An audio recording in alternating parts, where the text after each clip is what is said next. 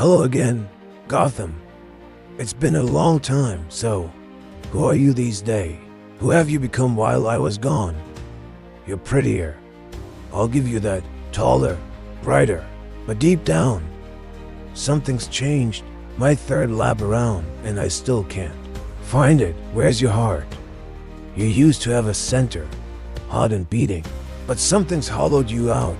In fact, I barely recognize you anymore. I'm not sure I like this new you, Gotham, but that's okay. I don't think you're going to like me much either. My name is Alfred Pennyworth, and I'm here to do some bad things. Those were the monologues of Alfred Pennyworth, an MI6 agent, driving toward Gotham City. It seemed he was returning to this place after a long absence. For the British spy, the city might have undergone many changes: taller, brighter, and more splendid buildings. However, Alfred sensed that something had changed about Gotham, something he could not yet explain. Amid this mystery, he noticed that Gotham had lost its heart. Despite its development, the city now felt like the tip of a vast iceberg, as driving through its streets revealed many beggars and homeless people living in dire conditions.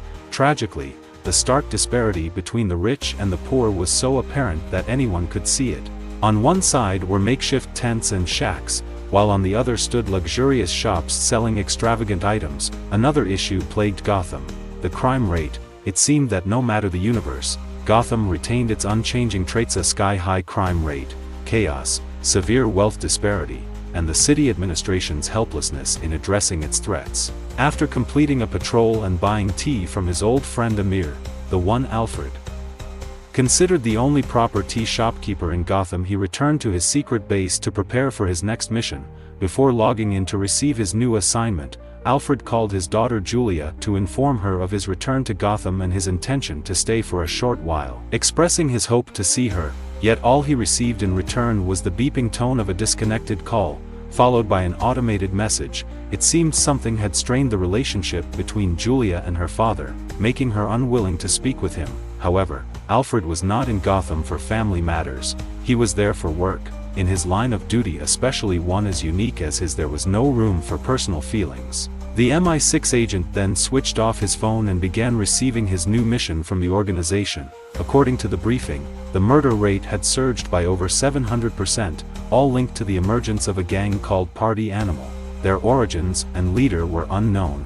All MI6 knew was that in the 3 months since their first appearance, Gotham had descended into unprecedented chaos. As Alfred received his mission, he learned that just the day before, Party Animal had set fire to an entire daycare and danced on the flames. Today, they have killed 9 people, including 2 police officers. It was clear that this gang posed the city's most significant threat.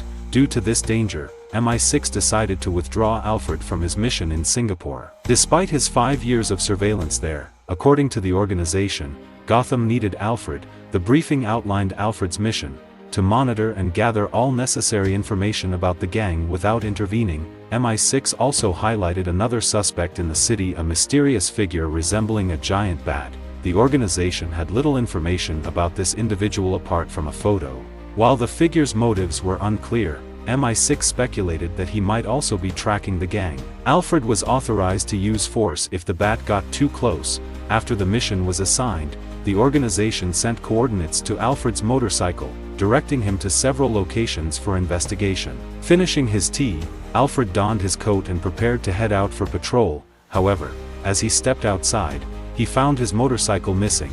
Someone had dared to break the chain and steal it. Furious, Alfred could only mutter to himself, "I hate this damn city. I hate this town."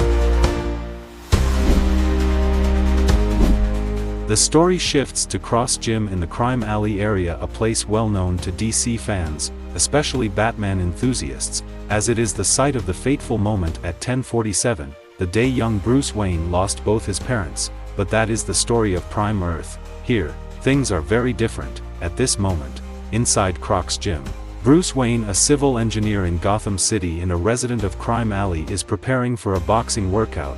Bruce appears to be getting ready for something, as his training is particularly intense. He punches the heavy bag with incredible force, each punch stronger than the last. With every hit, Bruce recalls moments from his childhood, such as visiting the zoo with his father and teacher. Thomas Wayne, each memory seems to fuel his anger, which he channels into the punching bag. As his rage reaches its peak, Bruce delivers a powerful punch that it bursts the heavy bag, leaving Waylon Jones, the gym owner, astonished. So, let's make it 90 for the bag, 30 for the sand.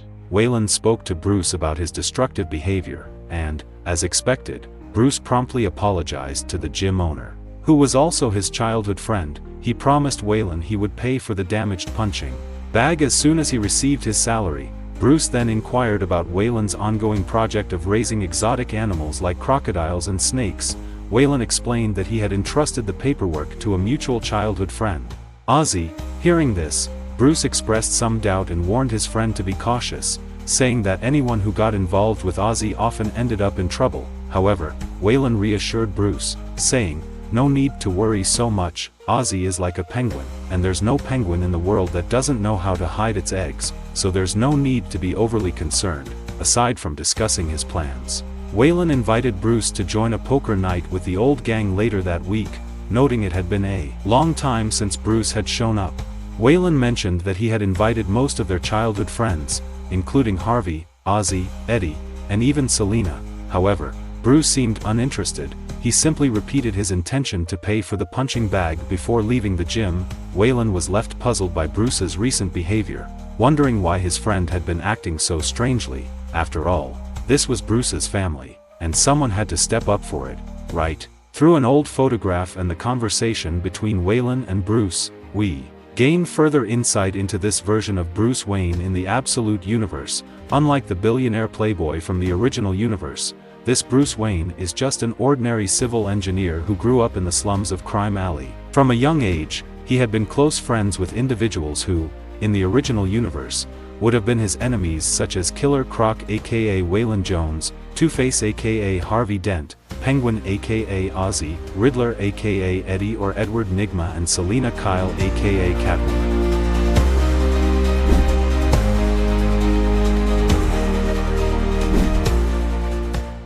Returning to the story, we now find ourselves on an extraordinarily luxurious yacht, where two of Gotham City's underworld kingpins, Carmine Falcone and Sal Maroni, are present. Both men are attending a party hosted by a masked figure with a black skull, the leader of the party animal gang. His name is Roman Siones, known in the original universe as the villain Black Mask. At the party, both crime lords are visibly enraged by the actions of the party animal gang. The reason is simple: their behavior is completely lawless. Maroni and Falcone have been operating in Gotham for 150 years. Their families have been entrenched in the city's underworld for over a century, so when a new gang rises up and threatens their power, it's something they cannot ignore. This is why they are here today, to demand that Roman and the entire party animal gang leave Gotham by sunrise, or face death. For an ordinary person, such a threat would instill fear, but this is Gotham, a place where, no matter how much Darkseid might twist and reshape the city, its twisted, psychopathic, and deranged individuals remain unshaken. Roman, upon hearing the threat, responded calmly, stating that he deeply respects history.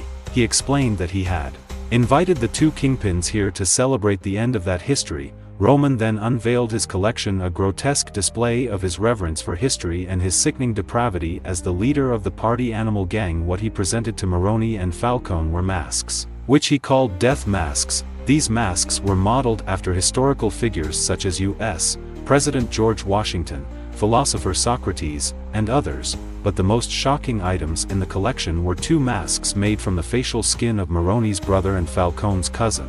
As the two crime lords stood in stunned disbelief, Falcone was suddenly stabbed in both eyes with knives, while Maroni was strangled by Roman's men, preparing him to become the next addition to the Death Mask collection. The music aboard the yacht grew louder than ever, signaling the start of a night of wild debauchery and chaos for the party animal gang in Gotham. This is what Gotham's media has been reporting about tonight in the City of Sin. 6 more murdered just today. The question is, who are these monsters, the party animals? Some say kids gone mad. Hacked apart with machetes. We are warning you. The footage you are about to see is disturbing. You might want small children too. The rampage of the party animal gang now feels like a plague, infecting the city with chaos, sparing no one from their savagery. More than ever, Gotham prays and hopes for a miracle to save the city and its future, and it seems that tonight, that prayer will be answered. Bruce Wayne, clad in black with massive bat-like wings, is ready to shroud the entire city in the justice he has created. At Gotham City Hall, Mayor James Gordon is holding an emergency press conference to address the terrifying dominance of the party animal gang, reassure citizens, and propose solutions to this crisis. The citizens' reactions were predictably hostile toward Gordon. They cursed and denounced him as a disgrace to Gotham. Their anger was not without merit. Previously, Gotham's mayor, Hamilton, was weak and corrupt. This led the citizens to trust and vote for James Gordon, a former police officer, as the new mayor. But now, the murder rate has increased by 700%, and the police are completely powerless against the criminals' rampage.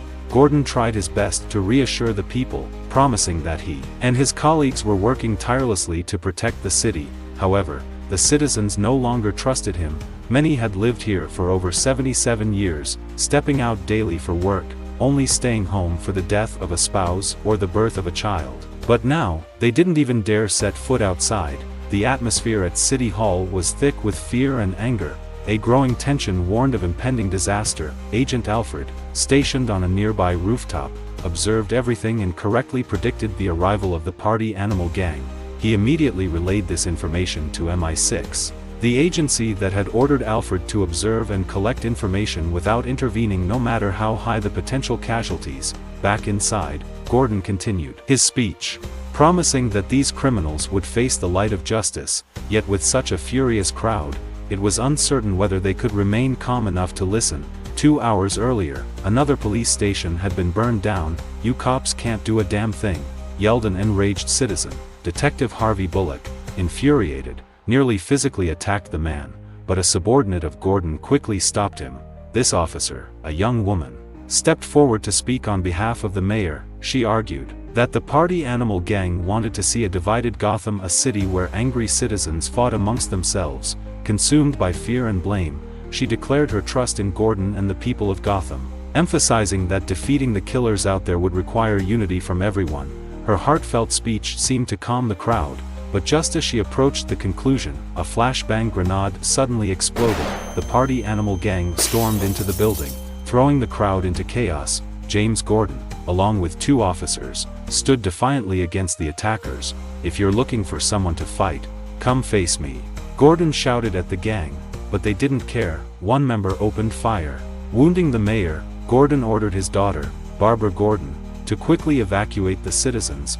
It was too late. 3 heavily armed party animal members were inside the building, ready to massacre everyone. However, before they could pull the trigger, grappling hooks came from nowhere, yanking all 3 of them outside and slamming the doors shut. Outside, remaining officers saw a shadowy figure. Barbara approached to open the door for backup, but she froze when she saw a massive, dark silhouette whisper, "No matter what you hear, don't open the door." The 3 criminals, confused and recovering, looked up to see a cocoon-like shadow hanging above them, a figure resembling either a giant bat or a human encased in a monstrous shroud. Panicking, they fired at the figure.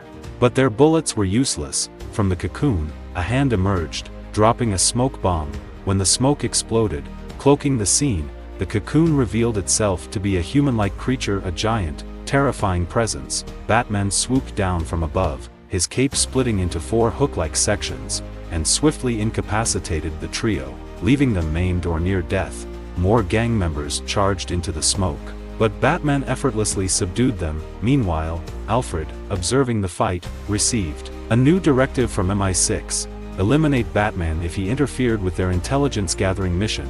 But as he watched Batman fight, Alfred couldn't help but be impressed. The Dark Knight displayed an unmatched combination of agility, precision, and brutal efficiency. Defying his large physique, Alfred noted his masterful use of martial arts, including mixed martial arts and Muay Thai. Every move, from breaking limbs to stomping on legs, was precise and controlled, carefully avoiding major arteries to incapacitate rather than kill. After taking down dozens of party animal gang members, a hulking enforcer challenged Batman. "This hand has killed more people than you can count. Now I'm going to give you one chance. Get the fuck out of our way!" The thug growled, brandishing a knife. Batman calmly detached a handle from the bat symbol on his chest. the emblem transformed into a battle axe. The thug charged, but with a single strike, Batman severed his knife-wielding arm. I hear they can reattach them sometimes. There's a hospital 3 blocks south of here, or it is east. I can't seem to remember all of a sudden, but I'd run. The remaining gang members fled. Batman detonated preset explosives to scatter them further. Alfred, realizing MI6 could no longer gather any useful information, approached Batman. As the Dark Knight examined a monkey skull mask left behind by the gang, Alfred took aim. With a fully automatic shotgun. That is the sound of a DC-30 for automatic shotgun, son. There are only 3 of them in the world. It could blow your brains all over this sidewalk before you even blink. But to Alfred's surprise, Batman's reflexes were faster. In a flash, the Dark Knight disarmed Alfred, knocking him down and took his shotgun before disappearing into the shadows. A day after the events at City Hall, the people of Gotham were abuzz with talks about the mysterious hero. They were curious and puzzled, wondering who Batman really was. For the citizens, this remained an unsolved mystery, but for a seasoned agent like Alfred, it wasn't a difficult question. He easily deduced that Batman was Bruce Wayne, a construction engineer in Gotham City. Indeed, if it weren't for an experienced spy like Alfred, it would be hard for anyone to believe that Bruce Wayne was actually the Dark Knight. Bruce was simply an engineer born in 2004, which made him 24 years old this year. He grew up in the Crime Alley neighborhood, with a father who was a teacher and a mother who worked as a social worker. According to Alfred's investigation, Bruce was an exceptionally intelligent child. His parents recognized this early on and introduced him to intellectual challenges. As a result, Bruce achieved near-genius level scores on intelligence tests. In 5th grade, he won a science competition for students by creating a collapsible bridge, designed like origami and inspired by bat wings. This bridge was intended for transporting medical supplies to areas severely affected by war or natural disasters. Winning first place earned Bruce a trophy in a class trip to Gotham Zoo, which was where everything began.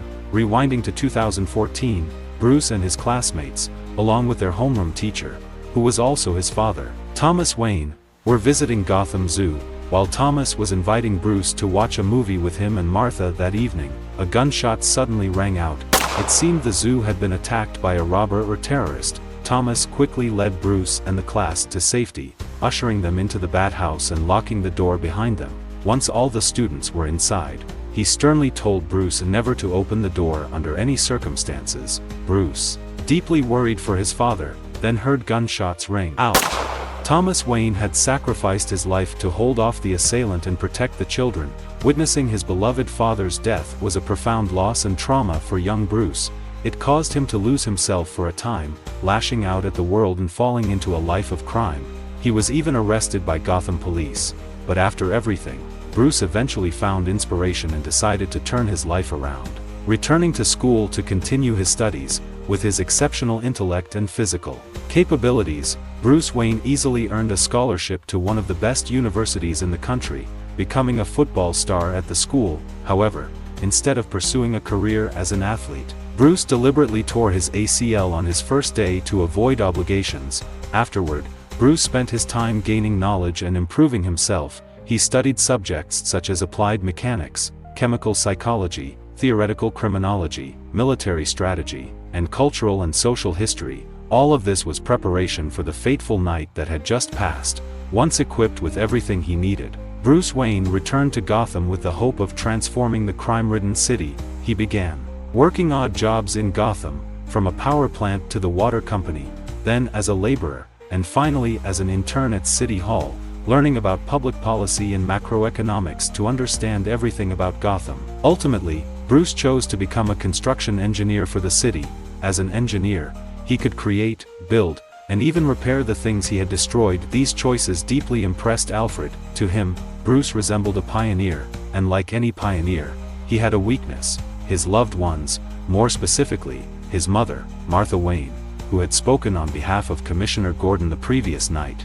Alfred didn't need much time to locate Bruce's home. Armed with a gun to eliminate him, he was surprised to find Bruce returning home to his mother after a chaotic night. Accompanied by a message from Julia, Alfred realized the young man he planned to assassinate was still just a 24-year-old kid who didn't deserve this. He lowered his gun and left. That night, Bruce Wayne was studying a monkey skull mask at his hideout. If you're wondering how Bruce managed to have a hideout despite his circumstances, the answer is that he repurposed the upper floors of buildings under construction.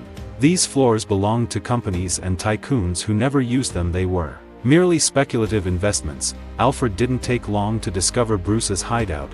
Pulling out his gun to threaten Bruce, he was met with Batman wielding a shotgun, ready for a confrontation. Alfred was shocked since Batman was known for not using guns. He believed that whether Bruce Wayne or Batman, once cornered, anyone would abandon their ideals. But Bruce Wayne didn't care. He fired, hitting Alfred and knocking him down. Batman then quickly took the motorcycle he had stolen from Alfred to escape, saying Alfred wasn't the only one who could spy on others. Alfred later regained consciousness and realized Bruce had modified the gun so it could only injure but not kill. Bruce had also returned the gun to Alfred before riding his bike out the window, gliding into the night on the wings of his cape. That evening, Alfred reported back to MI6, vowing to eliminate Batman next time. For now, he had to focus on the party animal group, though the price was losing all trace of the man Alfred had been tracking for 5 years in Singapore. According to Alfred's account, this man was a serial killer and one of the world's 30 wealthiest individuals. In the past, he had studied under Henry Dupa in France before killing him. He also spent time with the League of Assassins before massacring the entire organization. In a separate development at a semiconductor factory in Manila, 2 helicopter pilots were discussing the mysterious man Alfred had tracked in Singapore. One pilot said they should simply call him the Gentleman because no one knew his real name. He had too many aliases, sometimes Jack, sometimes Arthur, but his true identity remained a mystery. The pilot also warned against making jokes about him because he wasn't someone who found humor in anything. In fact, no one had ever seen him smile. This stoic demeanor earned him a nickname, a mocking label for his personality: the Joker.